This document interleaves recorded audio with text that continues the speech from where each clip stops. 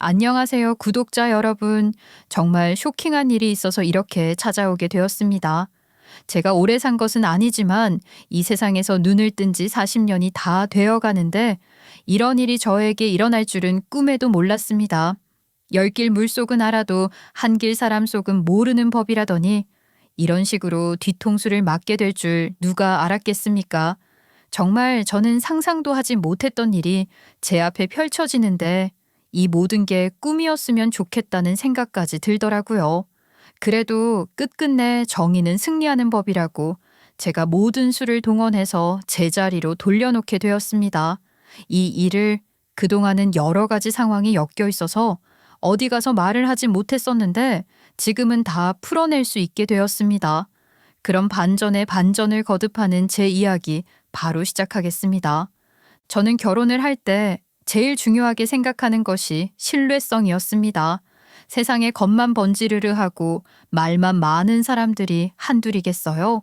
가진 게 별로 없어도 자신감은 있는 사람, 그리고 말 한마디 한마디에서 진실성이 우러러 나오는 사람과 결혼을 하고 싶다고 생각했습니다.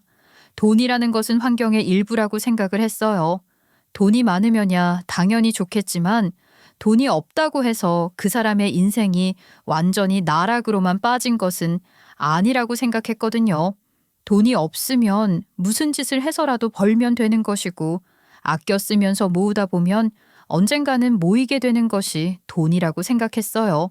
그러니까 저에게 경제적인 메리트 자체가 크게 와닿지는 않았다는 거죠. 제가 친구들을 만나서 이런 이야기를 하면 친구들은 꼭 저에게 아직 경험해보지 않아서 잘 몰라서 그러는 거라고 말을 했습니다. 솔직히 혜은이 너네 집이 조금 넉넉한 편이니까 돈에 대한 어려움이 없어서 그렇게 이야기를 하는 거지. 남자는 돈이라니깐 돈. 돈이 곧 능력이고 명함이야. 나는 잘 모르겠던데. 그리고 우리 부모님이 뭐 백만장자도 아닌데 어려움이 없다고 그래. 나도 학교 다닐 때 알바하면서 학비 벌었다. 배부른 소리 한다. 그거야 너희 부모님이 너 경험 한번 시켜주려고 그런 거지. 그것도 한 학기인가 하고 그만두지 않았냐? 결혼하면 돈 들어갈 곳이 어마어마하대. 집도 집이고 애라도 낳아서 키워봐라. 우리 키우느라 부모님 등골이 얼마나 휘셨니? 그걸 우리가 똑같이 자식들한테도 또 해줘야 한다니까. 친구들은 저에게 철이 없다고 했어요. 물론 사람의 성품도 중요한 요소이긴 하지만 돈이 있어야 행복이 따라오는 것이라고 했습니다. 그때 친구들이랑 그런 이야기를 한 것은 웃고 넘어갔었는데 저에게도 그 이야기가 현실로 와닿게 된 계기가 있었어요. 제가 27살에 직장 새내기가 되어서 이리저리 업무를 익히느라 바빴던 시절 대학 동기에게서 소개팅 제안이 들어와 소개팅을 하게 되었는데 사람은 바르고 건실했지만 정말 가난함이 꼬리에 꼬리를 무는 남자였어요. 생긴 것은 평범했고요. 그래도 사람 하나 성실하고 또 진실성이 보이는 것 같아서 내 이상형에 가깝지 않나 하고 만나보기 시작을 했는데 가난함과 재채기는 숨길 수 없는 것이라고 하지 않겠어요? 사람이 궁상도 이렇게 지질이 궁상일 수가 없더라고요. 만나서 같이 밥을 먹으면 포장을 꼭 하는데 밥값은 꼭 제가 내는 몫이었거든요. 첫 만남을 했을 때부터 본인이 가난한 것이 부끄럽지 않다고 저에게 당당하게 말을 했었는데 저는 별로 상관없다고 생각을 해서 오케이 했던 거였거든요. 근데 보통 밥 먹고 커피숍을 가게 되면 칼같이 더치페이를 하지 않고 밥값을 남자친구가 커피값은 여자친구가 내기 마련이잖아요. 혹은 주거니 받거니 하면서 밥값 한 번, 커피값 한 번 이런 식으로 내던가요. 하지만 전 남자친구는 항상 저에게 밥값을 내라고 했습니다. 물론 매번 고급 레스토랑에 가서 비싼 밥을 먹거나 했던 것은 아니었어요. 늘 국밥이라든지 분식이라든지 값이 별로 비싸지 않은 음식을 먹긴 했지만 마치 전투식량을 해치우는 것처럼 밥을 먹었어요. 국밥을 먹으러 가서도 한 그릇만 먹지 않고 두 그릇을 먹는다던가 제가 좀 천천히 먹으라고 하면 빨리 먹어야 배에 더 많이 쌓아놓을 수 있다고 하더라고요. 그 모습을 보는데 밥맛이 그냥 뚝 떨어지는 것 있죠?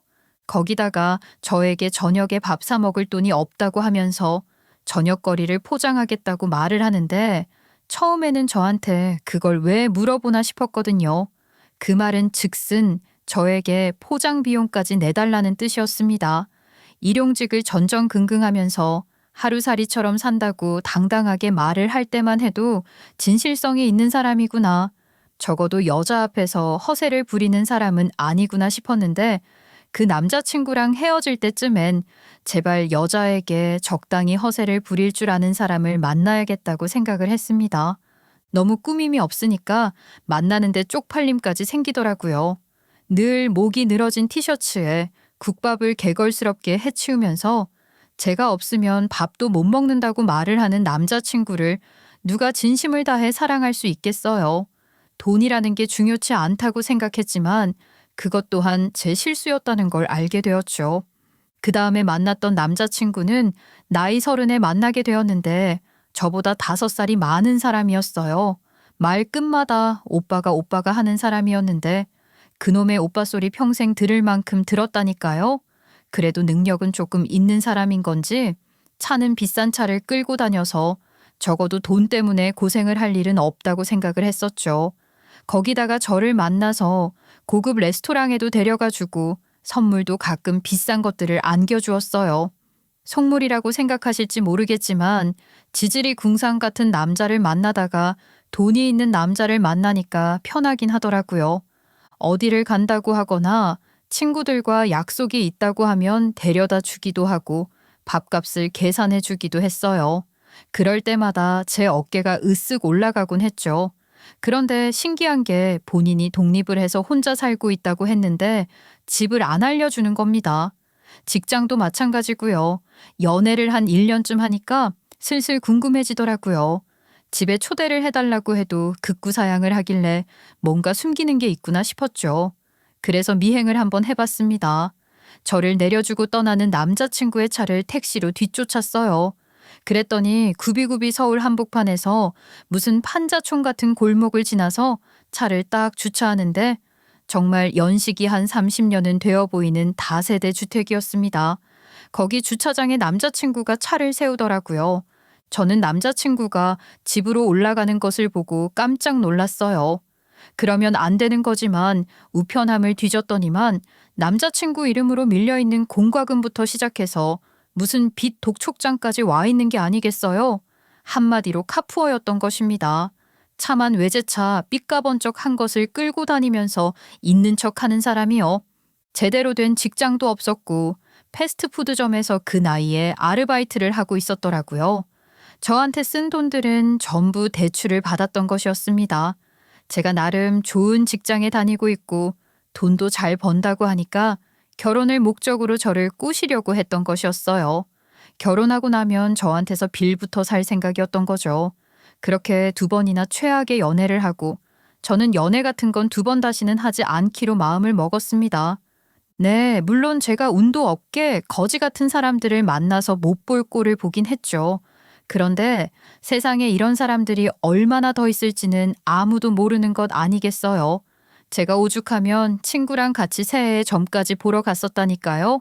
하도 연애운이 없으니까 혼자 살 운명인가 싶어서 점을 보러 갔는데 무슨 선녀보살을 등에 업었다는 분께서 저에게 평생 혼자 살아라 하시는 겁니다. 남자운이 지지리도 없고 보는 눈도 없다고 하면서 혼자 사는 게 제일 편한 사주팔자라고 하더라고요. 예상은 했지만 정말로 그런 말이 선녀보살 입에서 툭 튀어나오는데 기분이 상하더라고요.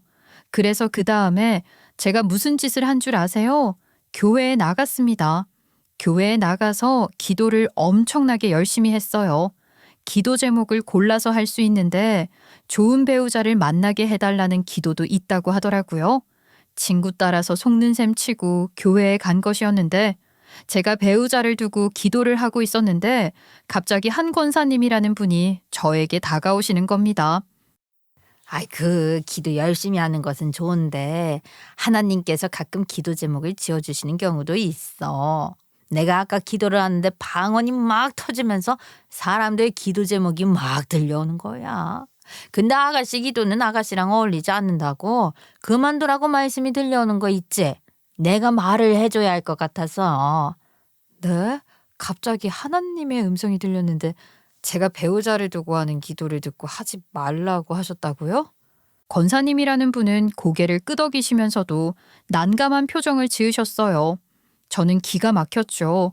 무당도 혼자 살아라 했는데 하나님까지 그 기도는 어울리지 않는다고 했다는데 황당하지 않을 사람이 어디 있겠어요. 이쯤 되면 누군가가 단단하게 제 결혼을 방해하는 건가 싶었어요. 순간 깜짝 카메라 같은 건 줄 알았다니까요. 친구가 일부러 저 약 올리려고 권사님한테 부탁을 한 건 아닐까 싶었는데 아니라고 억울해 하더라고요. 저는 그 길로 교회에 나가는 것도 그만두었습니다. 대단한 신앙심이 있었던 것도 아니고 정말 배우자를 위한 기도를 올리고 싶어서 나갔었던 거나 다름없었으니까요. 저는 그때부터 그냥 마음을 비웠어요. 고무신도 제 짝이 있다는데 언젠가는 저에게도 어울리는 사람이 나타나겠거니 하는 마음으로 말입니다. 그렇게 모든 에너지를 일에 쏟아부으면서 딴 생각을 접은 결과 제 손에 들어온 것은 승진이었습니다. 아무래도 제가 일을 하고 있었던 분야가 금융 쪽 분야였는데 여기는 정말 꼰대들도 많고 승진이라는 게 쉽지 않은 곳이었거든요. 경험이라는 게 중요한 곳이기도 했고요. 그래서 서로서로 줄을 타서 잘 이끌어주는 게 제일 빠른 승진길이었는데 저는 여자라서 그렇게 이끌어줄 사람도 없었어요. 보통은 남자들끼리 흡연도 하고 술도 먹고 하면서 끈끈한 정을 키우거든요.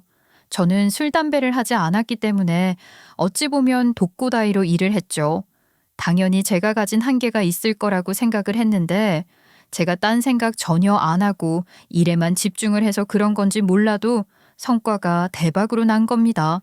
누가 뭐라고 해도 절대로 승진해서 누락이 되어서는 안 될 만큼 성과를 냈어요. 저는 날아갈 듯이 기뻤습니다. 연봉은 올랐지 혼자 먹고 살기에 넉넉하지 내 집 마련의 꿈까지 이뤄냈습니다. 물론 큰 평수는 아니었어요. 제가 가진 돈이 아무리 많아도 큰 집을 한 방에 살 만큼은 아니었으니까요. 서울 중심가는 아니었지만 그래도 대중교통이 불편하지 않은 곳에 32평짜리 아파트 하나는 얻을 수 있었습니다. 회사랑은 거리가 조금 있었지만 그래도 막 엄청 오래 걸리는 거리는 아니었어요. 저는 제 인생이 술술 풀려가고 있다는 생각을 했지만 그 안에서도 외로움을 느끼게 되었습니다.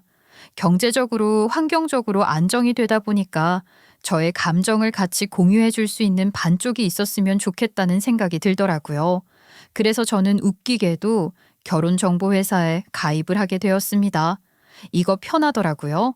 조건만 딱딱 설정을 해두면 저에게 딱 맞는 사람을 3명 정도 연결을 해주더라고요. 하지만 그 3명 다 꽝이었고 저는 일부 환불을 받은 채 탈퇴를 하게 되었습니다. 생각보다 멀쩡한 사상을 가진 사람이 별로 없더라고요. 이게 마음을 비웠을 땐 괜찮았는데 한번 나도 결혼을 하고 싶다. 반쪽이 있었으면 좋겠다 하고 생각을 하기 시작하니까 파도가 몰아치듯이 외로움이 쏟아지는 거 있죠. 결혼이 인생의 전부가 아니라는 걸 알면서도 주변에서 슬슬 하나둘 결혼을 하다 보니까 저만 외톨이가 되는 기분이었어요.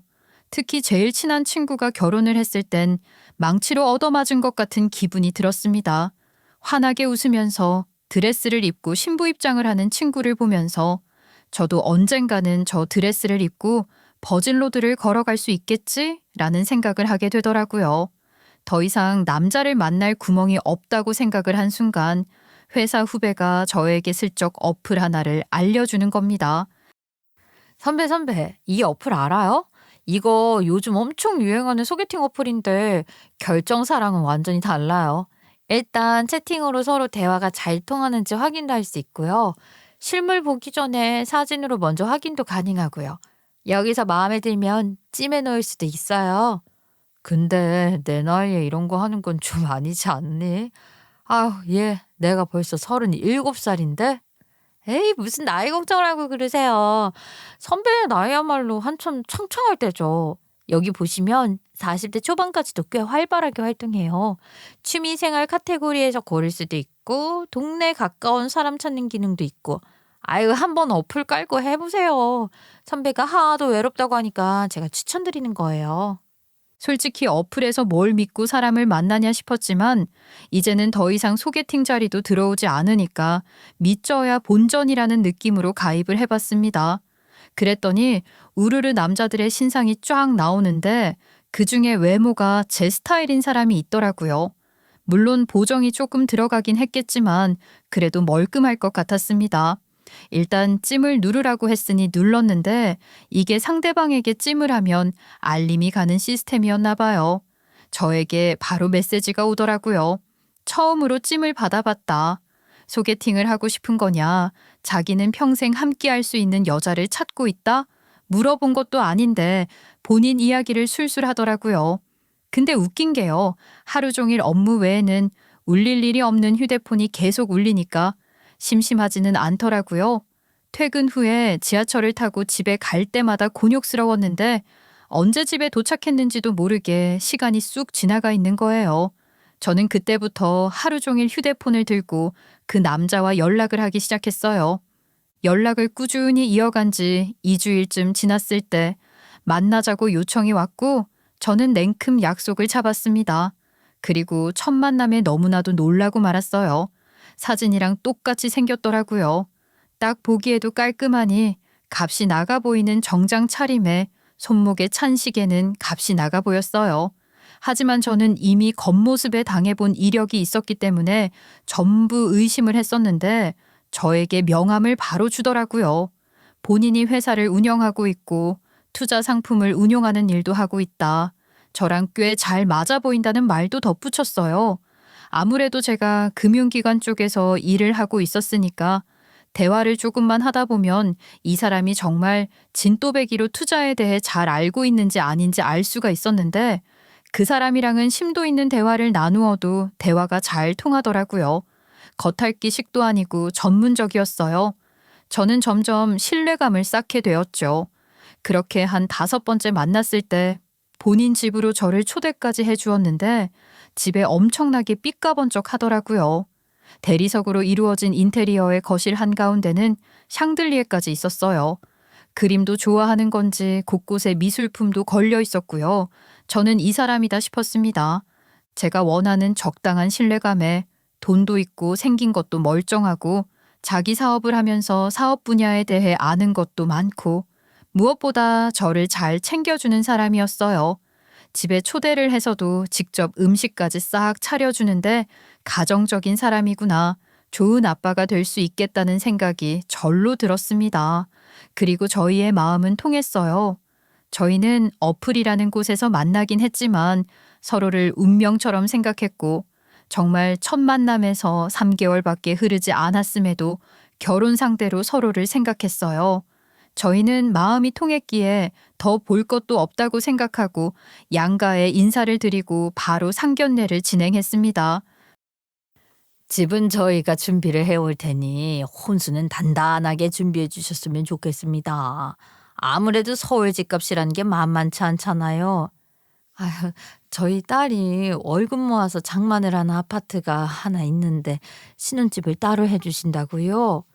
저희 아들도 살고 있는 집이 있습니다. 아마 며느라가 가진 집보다는 훨씬 값이 나갈 겁니다. 며느라가 집은 팔고 그걸로 뭐 투자를 한다던가 아니면은 뭐 나중에 비상금으로 써도 되지요. 쿨하게 집은 알아서 처분해서 쓰라고 하시는데 이게 바로 부자의 면모인가 싶었습니다. 남편이 사업을 일찍부터 시작했다고 들었거든요. 그 자금이 다 어디서 나왔겠어요. 저희 친정도 못 사는 집안은 아니었지만 시댁에 비하면 세 발의 피구나 하는 생각이 들었습니다. 그런데 시어머니께서 다른 건 모르겠고 결혼식은 작게 올렸으면 좋겠다고 말을 하시더라고요. 저는 살면서 뿌린 축의금도 많았고 남편도 사업을 하는 사람이니까 호텔에서 성대하게 결혼식을 올리고 싶다는 생각이 있었는데 소위 말하는 스몰 웨딩으로 진행하고 싶다고 하셨어요. 그래도 손님이 꽤 오실 것 같은데 스몰 웨딩으로 하면 좀 그렇지 않겠어요? 저희 아들 사업하는 사람이라 괜히 돈 썼다가 이리저리 구설수에 휘말릴지도 모릅니다. 저희 부부도 마찬가지고요. 친척들만 적당히 초대해서 50명 미만으로다가 준비했으면 합니다. 저희가 다른 건 다 양보할 수 있는데 그거는 양보 못 합니다. 시어머니께서 딱 잘라 말을 하시니까 어쩔 수 없겠다 싶었죠. 친척들 중에서도 추리고 제 친구들 중에서도 추려서 정말 양가 손님 딱 50명에 맞춰서 식을 진행했습니다. 조금 아쉽긴 했지만 또 소규모로 진행을 하니까 손님들과 어울려서 축제 같은 분위기에서 결혼식을 올릴 수 있어서 좋았어요. 그리고 남편이 살던 그 집에 들어가서 신혼 살림을 꾸리게 되었죠. 인연도 이런 인연이 없다고 처음 얼굴을 본 지 7개월 만에 큐스피드로 결혼식을 올리게 될 줄은 몰랐습니다. 남편이랑 같이 사는 생활은 행복했어요. 사업 때문에 일이 늘 바빴던 남편은 저녁 늦게서야 집에 들어오기도 하고 어쩔 땐 출장을 가느라 집에 못 들어오는 일도 있었지만 저도 일이 바빴기에 서로 터치를 할 일이 많이 없어서 불화도 없었죠. 고무신도 제 짝이 있다고 저에게 어울리는 반쪽 고무신이 바로 남편일 줄은 누가 알았겠어요? 저는요, 저에게 그 소개팅 어플을 소개시켜준 후배에게도 크게 한턱 쐈습니다. 그 후배가 아니었으면 아마 제가 남편을 만날 일도 없었을 테니까요. 결혼을 하고 나서 시댁과 친정에 서로서로 잘 하면서 살고 있었는데 어느 날 문득 이상한 점을 하나 발견하게 되었어요.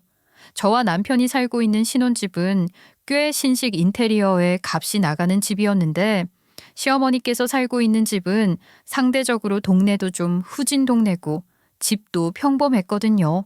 남편에게 그 이유를 물어보니까 사실 시아버지께서 일찌감치 돌아가셨는데 시아버지께서 처음으로 산 집이 그 집이었대요.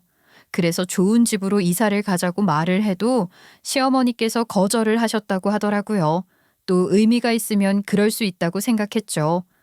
시어머니께서는 시아버지께서 돌아가신 이후에 부동산 투자를 하시면서 돈을 마련하셨다고 하더라고요.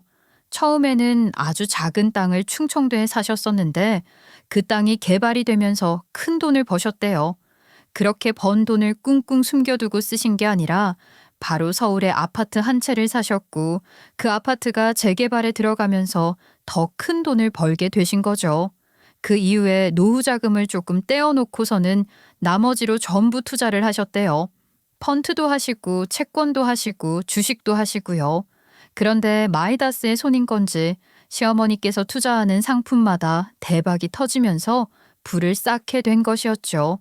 그 영향을 받은 남편 또한 투자의 길에 들어서게 되었고 전문적으로 해보겠다는 심산으로 회사까지 차리게 된 것이었어요. 제가 일하는 금융권은 보통 돈이 좀 있으신 분들을 대상으로 투자를 권유하곤 했는데 요즘은 일반 투자자들도 많잖아요. 개미 투자자들이라고 하는 사람이요. 남편은 그런 사람들을 대상으로 투자 상품을 유치했어요. 깨톡 오픈톡방에서 사람들에게 주식 투자에 대한 정보를 공유해 주기도 하고 컨설팅도 하면서 돈을 벌었죠. 남편의 사업은 꽤 잘 되는 것 같았습니다. 그게 전부 시어머니의 영향을 받았다고 하니 대단하지 않으세요? 시어머니께서는 그 연세에도 공부를 게을리하지 않으셨고 주식에 관련이 된 기사가 있으면 꼼꼼하게 살펴보셨어요. 저는 시어머니께 많은 귀감을 얻었습니다. 저도 나이가 들매 따라 공부에 소홀해 지지 않고 열심히 노력해서 언젠가는 억만장자가 되어야지 하는 생각을 했거든요. 그런데 그런 시어머니께도 이상한 점이 있었으니 그게 뭐였냐면요. 자꾸만 휴대폰이 바뀐다는 것이었어요. 평소에 사치라는 것을 많이 하지 않으시던 시어머니께서 새로운 휴대폰이 나오면 바로바로 교체를 하시더라고요. 어머님, 그 휴대폰은 뭐예요? 또 새 휴대폰 구매하신 거예요? 아, 이번에는 내가 사려고 산 게 아니라 지난번에 쓰던 것을 변기통에 빠뜨렸지 뭐냐. 아유, 어쩔 수 없이 새로 샀다. 요즘 휴대폰도 100만 원이 훌쩍 넘는데 어머님 1년에 휴대폰만 3-4개씩 바꾸시잖아요. 얘 별 수 있냐? 내가 나이를 먹어서 그런 건지 자꾸 어디 잃어버리고 고장을 내니까 그런 거지. 그런가 보다 했는데 어느 날은 또 이전에 쓰던 휴대폰을 들고 계시는 겁니다. 새 휴대폰은 어디다 두고 예전에 쓰시던 것을 쓰냐 물어보니까 이전에 쓰던 휴대폰이 수리가 가능했고 이게 더 손에 익어서 그런 거라고 뭘 그렇게 물어보냐고 버럭하시더라고요. 저는 좀 의아했죠. 원래 휴대폰이라는 게 최신식이 가장 기능도 많고 좋은 법인데 굳이 변기통에 빠뜨렸던 이전 휴대폰을 수리까지 해서 써야 하는 이유를 모르겠었거든요. 제가 의문을 계속해서 가지자 남편이 저에게 진실을 말해 주었어요. 아이, 우리 엄마가 말이야. 아는 사람도 워낙 많고 너 일적으로도 엮인 사람이 하도 많아서 휴대폰을 여러 대 쓰고 있어. 하나는 지인들 연락하는 폰, 하나는 가족들 연락만 하는 폰, 하나는 일할 때 쓰는 폰, 이런 식으로 말이야.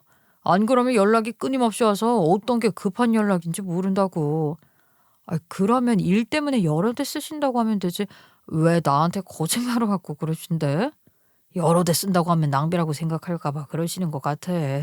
내가 이런 걸로 잔소리를 몇 번 했었더니 엄마도 좀 숨기고 싶으신가 봐. 되려 미안하더라. 충분히 그럴 수 있다고 생각을 했기에 저는 더 이상 꼬치꼬치 캐묻지 않고 넘어가게 되었죠. 그런데 제가 결혼을 한 지 한 6개월쯤 지났을까요? 뜬금없이 시어머니께서 저를 부르시는 겁니다. 시댁으로 와봐라, 할 이야기가 있다 하시는데 제가 뭐 잘못한 게 있나 싶은 생각이 들더라고요.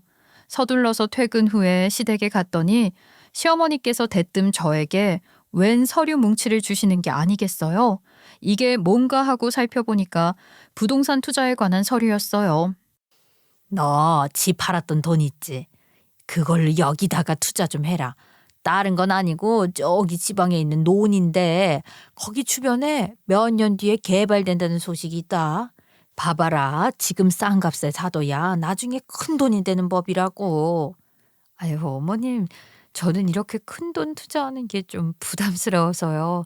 그리고 투자했다가 망해버리면 어떡해요? 아, 이거 무슨 바보 같은 소리를 하고 있어. 투자에는 당연히 리스크가 따르는 법이지. 아니, 내가 설마 우리 며느리한테 허튼 정보를 줄까 봐. 예, 이거 귀한 거다. 사인해 얼른. 시어머니께서는 여태까지 본인의 노하우가 있는데 망할 투자를 며느리에게 권할 리가 있겠냐면서 당장 사인을 하라고 하셨어요. 제가 집을 팔았던 돈이 세금 이것저것 제하고 결혼식 준비하느라 쓴 돈 빼고 나면 3억 4천 정도 되었는데 이게 호가를 치면 10배까지도 오를 수 있다고 계속 투자를 하라고 하시는 겁니다.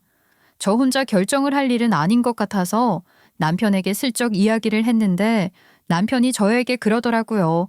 시어머니께서 저에게 투자를 권유할 정도면 절대 망할 일은 없을 거라고요. 조금이라도 오를 수 있는 가능성이 있는 땅이라서 투자를 권유하는 거 아니겠냐고. 그 돈 은행에 썩혀놔봐야 이자 얼마 되지도 않는데 적어도 1억 이상은 이득이 날 수 있을 거라고 말을 하는 게 아니겠어요? 살면서 1억이라는 돈을 쉽게 모으기가 어렵잖아요. 남편까지도 그렇게 말을 하면서 정 내키지 않으면 하지 말라고 본인이나 투자를 해야겠다고 말을 하는데 냉큼 해야겠다 싶었어요. 그래서 서류에 사인을 하고 시어머니께 전 재산을 다 보냈고 저는 그 땅을 샀다는 확인까지 받았습니다. 직접 시어머니를 따라서 땅을 보기도 했고요. 원래 땅 주인이라는 사람 앞에서 땅 문서까지 전달받았어요. 왠지 모르게 노후가 준비된 것 같아서 든든하더라고요. 그리고 슬쩍 이 좋은 정보를 저만 알고 있다는 게 아쉬워졌어요. 저희 부모님께서도 재산은 노후 준비까지 넉넉하게 되어 있었지만 사람이 어떤 시련이 갑자기 닥치게 될지도 모르는 건데 조금 더 준비를 하시는 게 좋지 않을까 하는 생각이 들었습니다. 그래서 시어머니께 슬쩍 이야기를 꺼냈어요. 어머님, 이 부동산 투자 말이에요. 아무나 할 수 있는 거예요? 아무나? 아무나는 못하는 거지. 나처럼 전국 각지에 인맥도 있어야 하고 상품 보는 눈도 있어야지. 아니요, 그 어머님이 저한테 사라고 했던 땅 말이에요. 그 주변 땅을 다른 사람이 살 수 있나 싶어서요. 내가 거의 독점하다시피 한 거라 아마 개인 거래는 쉽지 않을걸. 부동산에도 나온 땅이 없어서. 왜? 누구 사게 하고 싶으냐? 네, 저희 부모님이요. 아니, 말씀으로는 노후 자금이랑 다 넉넉하게 준비해 두셨다고는 하긴 하지만 또 사람 일은 어떻게 될지 모르는 거잖아요. 1억이라도 돈이 더 있으면 훨씬 좋지 않을까 싶어서요. 사돈 어른 이야기라면 당연히 내용이 달라지는 법이지 또. 내가 한번 그 주변에 남는 땅 있나 살펴볼게. 이게 나처럼 눈독을 들이는 하이에나가 한둘이 아니라서 말이야. 어머님이 알아봐 주신다고 하면 완전히 안심이죠. 어머님, 감사합니다. 시어머니께서는 아무런 걱정도 하지 말라고 하셨어요. 저는 정말 진심으로 감사했습니다. 저희 친정엄마도 이 투자 내용을 듣고 저도 투자를 했다는 말에 냉큼 땅을 사셨어요. 그 땅이 개발 이야기가 5년 안으로는 나올 거라고 하시면서 까먹고 진득하게 기다리다 보면 좋은 소식이 들려올 거라고 저희 시어머니께서는 걱정 말라 안심을 시켜주셨죠. 거기다가 땅이 크게 나온 것이 아니라서 친정엄마께서는 당장 쓸 돈이며 여유 자금까지 넉넉하게 빼두시고 일부만 투자를 하셨어요. 시어머니께서는 좋은 것이 있으면 가족들끼리 공유를 하는 게 당연한 일이라고 하셨죠. 저는 정말 좋은 시댁을 만난 것 같아서 행복했습니다.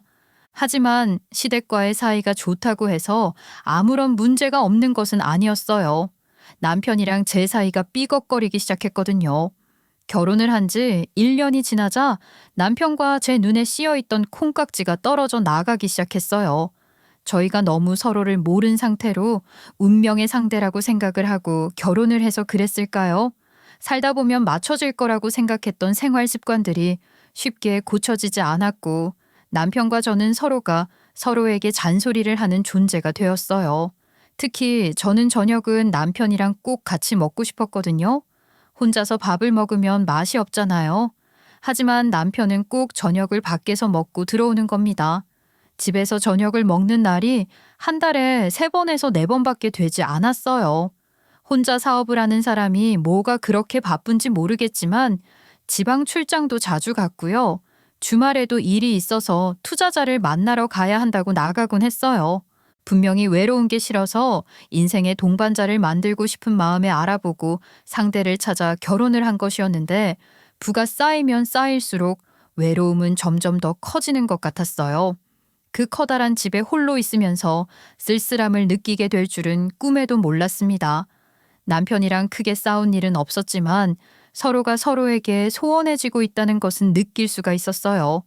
남편은 점점 더 저를 귀찮아했고 저에게 돈이 좀 있으면 돈이나 빌려달라는 이야기를 했습니다.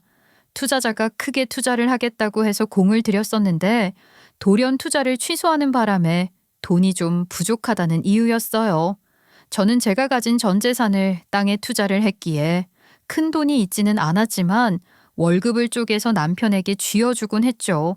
하지만 제 노력과 달리 남편은 점점 저에게서 멀어졌어요.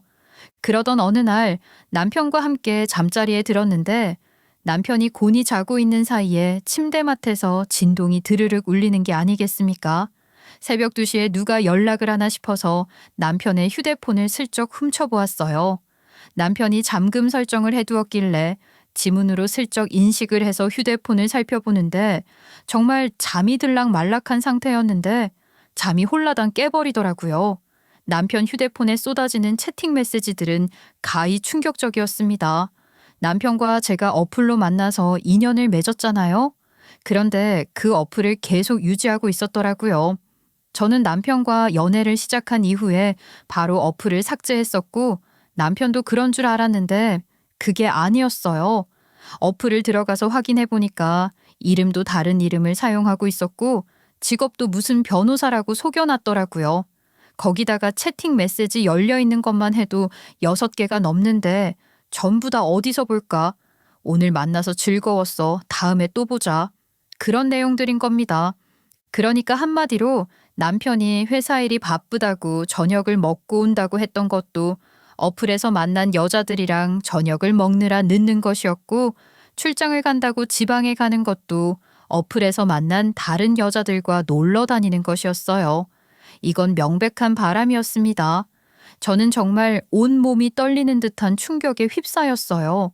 지난 과거에 만났던 남자들이 생각남과 동시에 저에게 결혼이라는 걸 하지 말고 혼자 살으라고 했던 무당과 권사님까지. 저는 그 자리에서 남편의 뺨을 잇는 힘껏 갈겼고 남편은 자다가 벌떡 일어나서는 미쳤냐고 저에게 소리를 질렀어요. 저는 남편에게 휴대폰 화면을 보여주면서 이게 다 뭐냐고 해명하라고 난리를 쳤죠.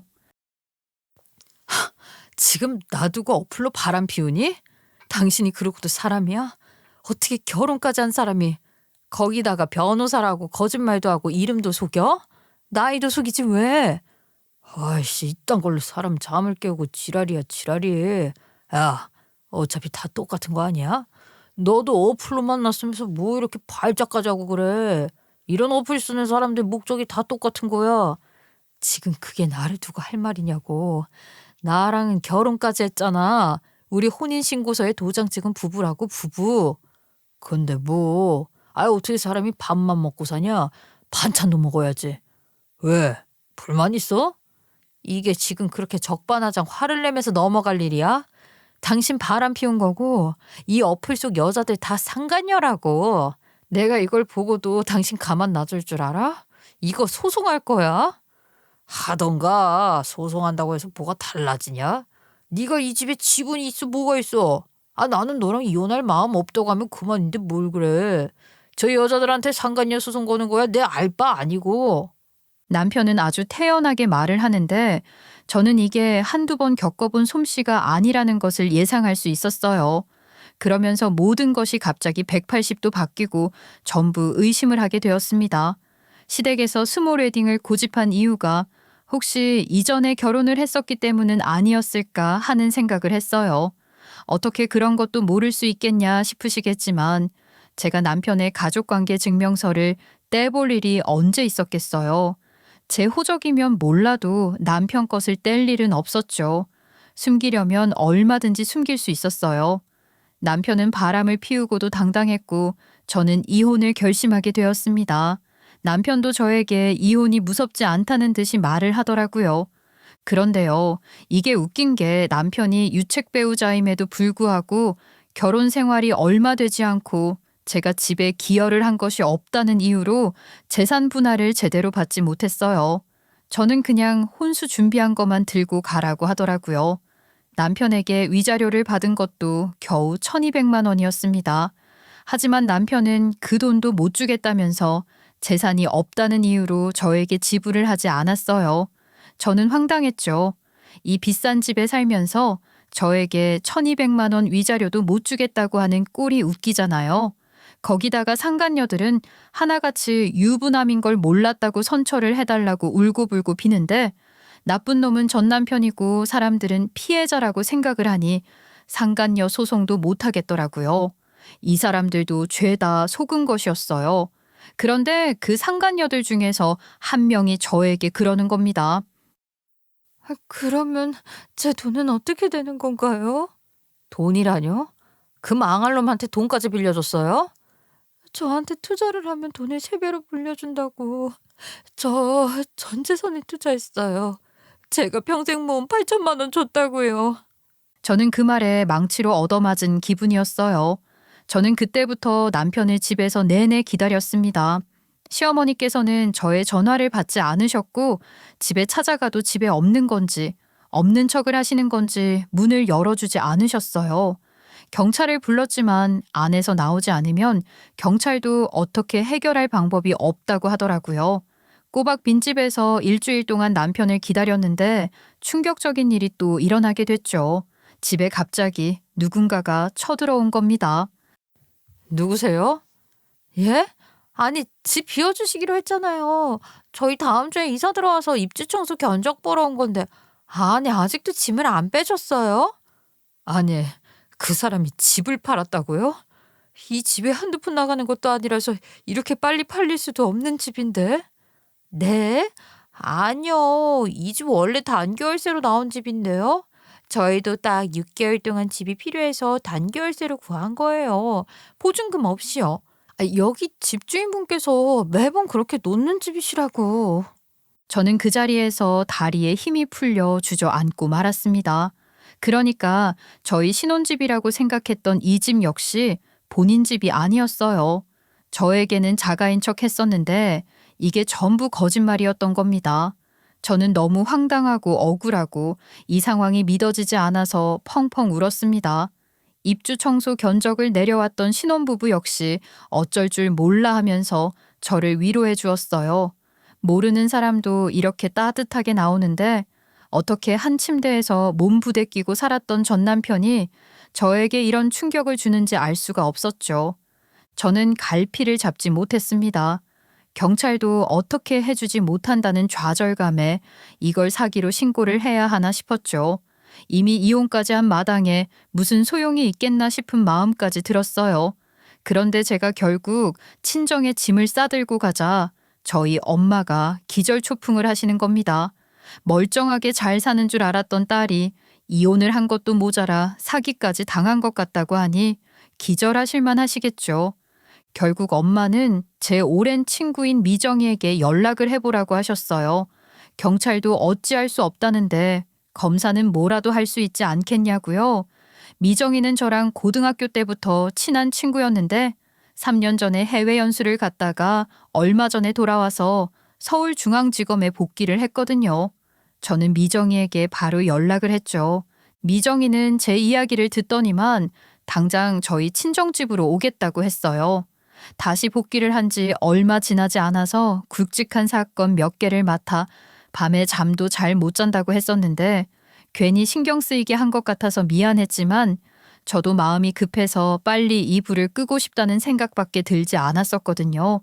미정이의 1시간 정도 지나자 친정집에 도착을 했는데 바보 같게도 미정이 얼굴을 보니까 눈물이 또 주룩주룩 터지는 겁니다.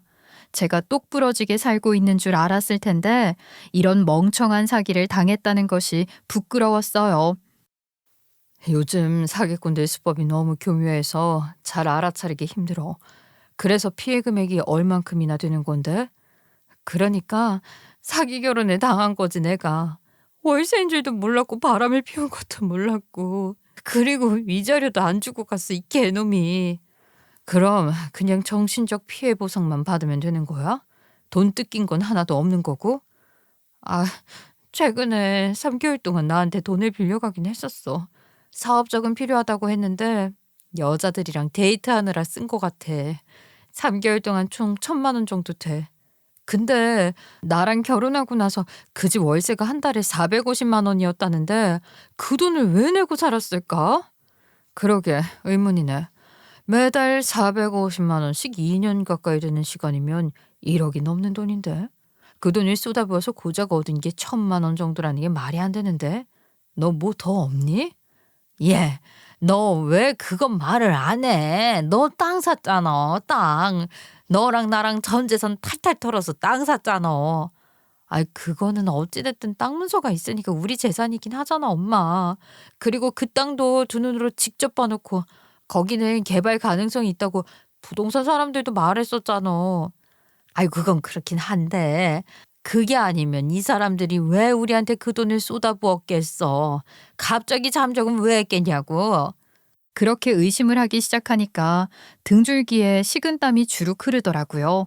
그 땅이 만약 사기를 친 거라면 제가 가진 3억이 조금 넘는 돈과 우리 엄마 돈까지 전부 날아가게 되는 것 아니겠어요?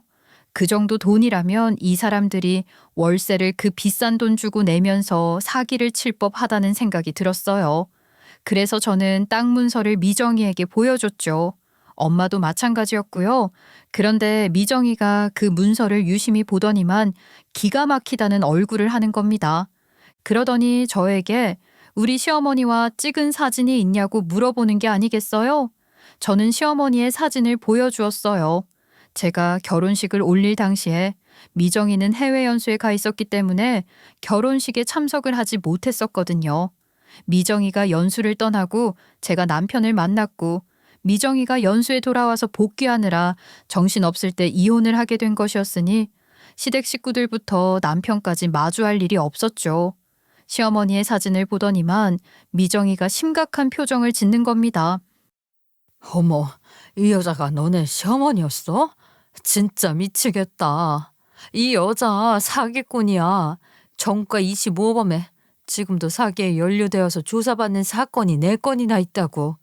어? 그게 무슨 소리야? 우리 시어머니가 사기꾼이라고? 대포폰 여러 개 돌려쓰면서 땅 투자하라고 홍보하고 얻어 걸린 사람들 전 재산을 다 빼앗는 수법이라고. 이 문서 이거 가짜야. 아마 너한테 부동산 직원이라고 땅값 모른다고 말을 한 사람 남자였지? 그 남자가 남편이야. 무슨 소리야? 우리 시아버지는 돌아가셨다고 했는데. 지금 수배 중이라서 얼굴 들고 못 다니니까 그런 걸걸. 자, 이 사진들 봐봐. 문서 똑같은데 이름만 다르지? 내가 조사 중인 사건인데 이거 가짜 문서라고. 땅 문서가 아니라 조작한 문서. 땅 주인이라는 사람도 아마 다 어디서 데려온 연기자일 거야. 저는 기절하는 줄 알았어요. 그런데 제 옆에 있던 친정엄마가 덜덜 떠시는 게 아니겠어요? 그래도 엄마는 여유 자금만 가지고 투자를 한 것으로 아는데 왜 저렇게 놀라나 했더니만 시어머니께서 엄마한테 따로 연락을 해서 이런저런 좋은 것들이 많다고 투자를 더 하라고 꼬드겼대요. 그래서 우리 엄마 가진 전 재산을 탈탈 털어서 시어머니만 믿고 투자를 했다는 게 아니겠습니까? 그러니까 이 인간들의 수법은 계속 돌고 도는 것이었어요. 저에게서 뜯어낸 돈으로 다른 여자에게 돈을 쓰는 척하며 전 재산을 털고 또 거기서 번 돈으로 다른 여자를 꼬시고 하면서 부자의 냄새가 나는 생활을 이어갔던 거죠. 본인들의 노력 하나 없이 어플에서 여자를 꼬시면서 말입니다. 저에게 쓴 돈들도 이전에 사기를 쳐서 번 돈이었던 겁니다. 어플 특성상 이메일 주소만 있으면 가입이 가능했고 본인 확인 절차도 이루어지지 않았었어요. 그러니까 문제가 되어 강제로 탈퇴를 당하게 되면 다른 이메일 주소를 만들어서 가입하기를 반복했던 겁니다. 정말 대단하지 않습니까? 저는 이 나이에 그런 사기를 치고 또 제가 그런 사기에 당할 거라는 걸 꿈에도 상상하지 못했습니다. 제가 어쩔 줄 몰라 하자 미정이는 걱정 말라는 듯이 든든한 얼굴을 하면서 저에게 따라오라고 했어요. 어디 가는데 이 시간에? 일단 경찰서에 가서 고소를 진행해야 하나? 어차피 지금 가봐야 담당 수사관이 있을 때 다시 가야 하니까 일단 나 따라와. 갈 곳이 있어. 미정이는 저에게 차에 타라고 했고 저는 영문도 모른 채 미정이를 따라갔습니다. 그리고는 꽤 보안이 좋아 보이는 한 아파트에 도착을 하게 되었어요.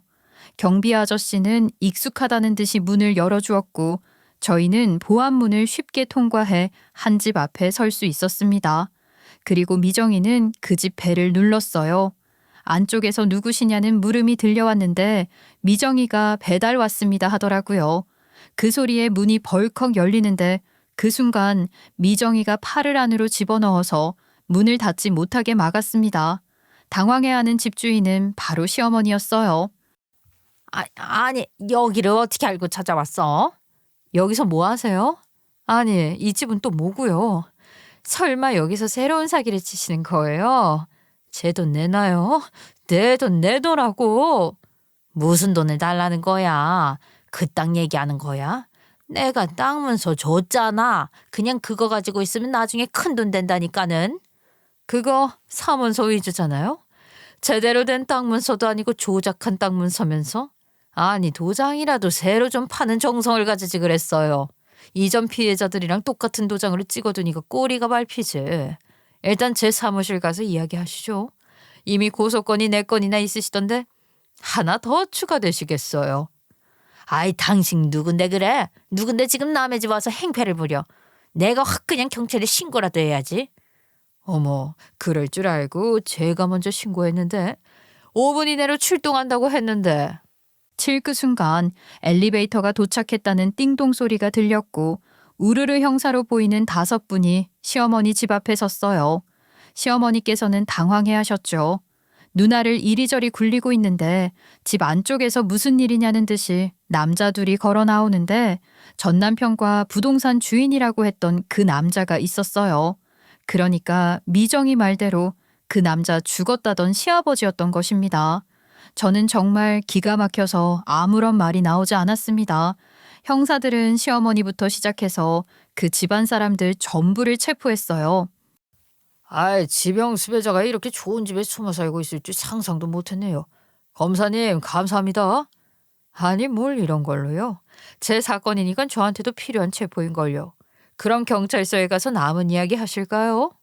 그렇게 저희는 다 같이 경찰서로 이동을 하게 되었습니다. 이동을 하는 내내 저는 이게 꿈인지 생시인지 구별이 가지 않았어요. 그리고 그 모든 진실이 드러나게 되었어요.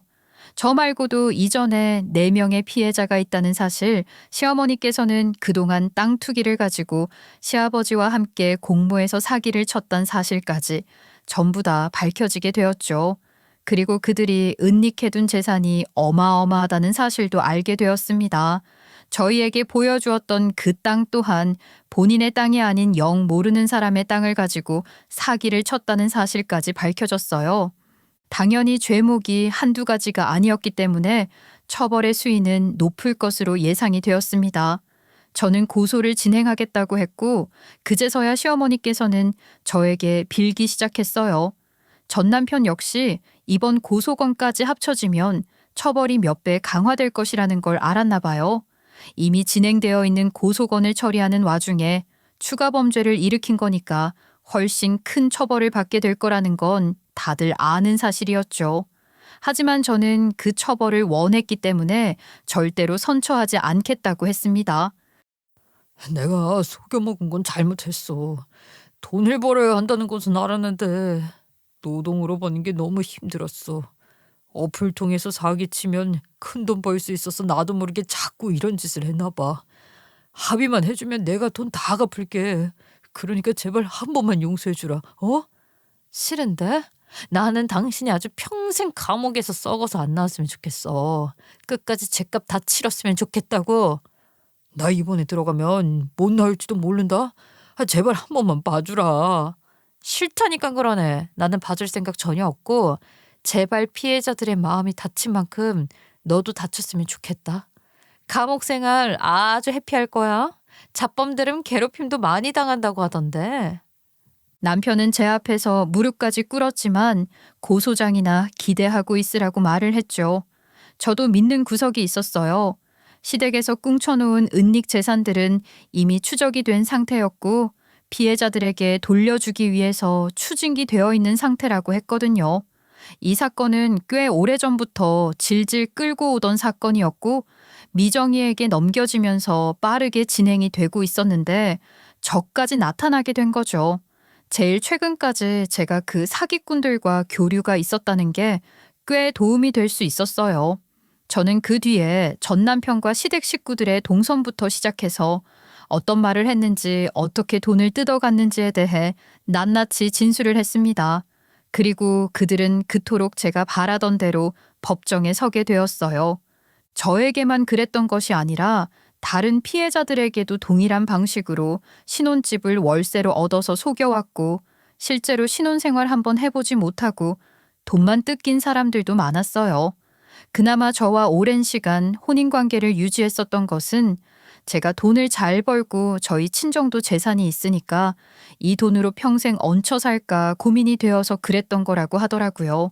하지만 개벌은 남 못 준다고 남편은 새로운 여자를 찾게 되었고 그 과정에서 저에게 들키게 된 것이었죠. 그 은닉 재산 중에 저희 돈이 고스란히 들어있었던 것도 그런 맥락이었대요.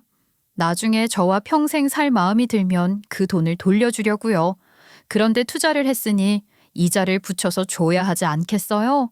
그래서 딱 한 번만 더 사기를 칠 생각이었다고 하더라고요. 정말 어이가 없죠? 이 모든 것이 그들의 진술에서 나온 것이었고 사기죄는 파헤쳐지게 되었죠. 법적 공방이랄 것도 없었습니다. 죄명이 너무 완벽했거든요. 사기죄도 다양했어요. 부동산 사기에 혼인 사기까지 이 모든 혐의로 구속까지 되었으니 정말 제가 얼마나 마음고생을 했는지 이해가 되실까요? 그들은 제대로 처벌받았습니다. 그리고 저와 엄마는 전액은 아니었지만 피해 금액의 80%를 돌려받을 수 있었어요. 이 돈이라도 받을 수 있어서 얼마나 다행이었는지 모릅니다. 이 사건으로 인해서 저는 비혼을 결심했어요. 좀 늦은 것 같긴 하지만 지금이라도 정신 차린 게 어디겠어요? 완벽한 비혼주의는 결혼 이후에 생기는 법이라고 하잖아요. 언젠가 들었던 말처럼 제 인생에 남자는 없어야 한다고요.